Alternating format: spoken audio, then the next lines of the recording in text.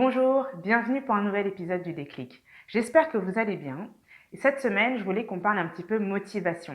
Parce que ça fait déjà 3 mois qu'on est en 2021. Et peut-être que vous avez un petit coup de mou sur les résolutions et les objectifs que vous êtes donnés en début d'année. Donc moi, je voulais vous proposer cette semaine d'utiliser votre imagination pour vous rebooster. Parce qu'il faut se l'avouer, souvent on utilise notre imagination pour se créer des scénarios catastrophes. Vraiment pour imaginer le pire. Et on en ressent vraiment des effets physiques. On peut avoir le cœur qui s'accélère, la respiration qui se coupe. Peut-être qu'on commence à transpirer. Enfin bon, ça peut aller très loin. Mais là, le but, c'est vraiment d'utiliser notre imagination pour imaginer le meilleur et vraiment pour aller vers quelque chose de constructif. Donc le but, c'est vraiment que vous puissiez vous appuyer sur votre imagination, sur cette visualisation pour concrétiser vos objectifs, vos buts, vos résolutions, etc. Et pour ça, souvent, on invite à créer un vision board ou un tableau de visualisation.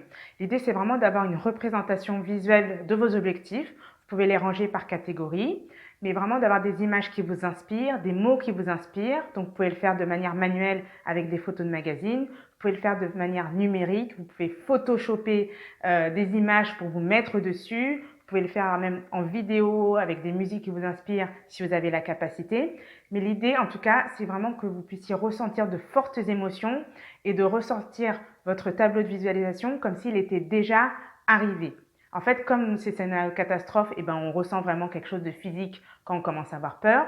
Là, c'est vraiment de ressentir quelque chose de physique, mais du coup, un bien-être, peut-être de la satisfaction, de l'épanouissement, parce que ce que vous voyez, c'est vraiment comme si c'était déjà arrivé. Alors souvent, on le dit de le regarder, par exemple, le matin, en se levant, le soir avant de dormir, pour vraiment que ça nous stimule et que ça rentre vraiment quelque part dans notre inconscient. L'acteur Jim Carrey, par exemple, raconte qu'il s'est beaucoup servi de la visualisation et de l'imagination au début de sa carrière. Enfin, justement, quand il n'avait pas de carrière et qu'il était complètement fauché. Mais il allait se balader vraiment dans les quartiers chics de Los Angeles parce qu'il s'imaginait vivre vraiment ce train de vie-là. Il s'est écrit un gros chèque en se disant qu'il avait justement eu un gros contrat pour un film. Et vraiment, il essayait de se projeter au maximum. Donc ça, c'était vraiment une démarche en soutien des actions qu'il faisait, de ses auditions, mais il était toujours dans cette imagination et dans cette projection, dans cette vie de rêve qu'il voulait vraiment pour lui.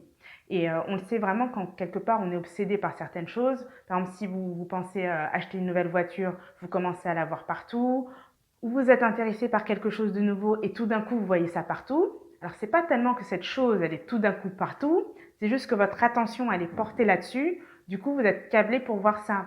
Parce qu'on sait que notre cerveau, il a des biais cognitifs, on a des filtres. Et comme il y a tellement d'informations à traiter, lui, il utilise ces filtres pour aller plus vite et pour, quelque part, utiliser moins d'énergie. Mais le but, pour nous, c'est de s'en servir à notre avantage et de voir les opportunités et de voir justement les choses qui peuvent nous faire avancer dans le sens de nos objectifs. Après, cette visualisation, elle peut être intéressante aussi, même si vous n'avez pas d'objectif. Si en ce moment, vous êtes un petit peu dans le brouillard, vous pouvez noter vos intentions, vous pouvez noter des émotions, ce que vous aimeriez ressentir, vous sentir bien, en confiance, épanoui, etc.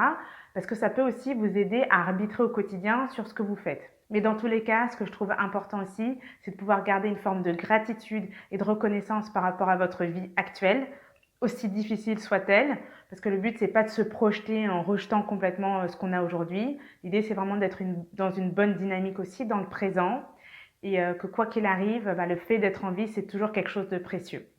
Donc voilà, j'espère que vous pourrez vous servir de votre imagination vraiment de manière constructive, de vous en servir pour avancer et pour créer la vie que vous souhaitez. N'hésitez pas à me dire si vous avez déjà utilisé des techniques de visualisation. Je vous souhaite une très bonne fin de semaine et pensez à liker, à commenter et à partager. Et à bientôt!